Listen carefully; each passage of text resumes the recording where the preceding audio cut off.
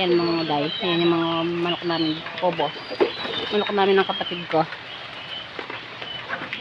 Hindi sa amin yung bibi na to. Nakikikain lang.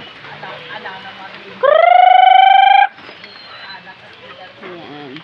Manok namin ng aking kapatid dito sa may barrio. Wala pa yung iba. Ayaw lumabas. Ayan mga day. Manok namin dito sa may barrio.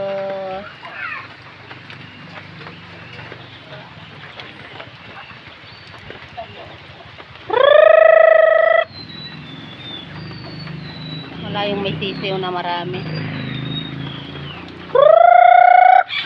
Ayaw lumabas. Ayaw nilang lumabas dahil malamig.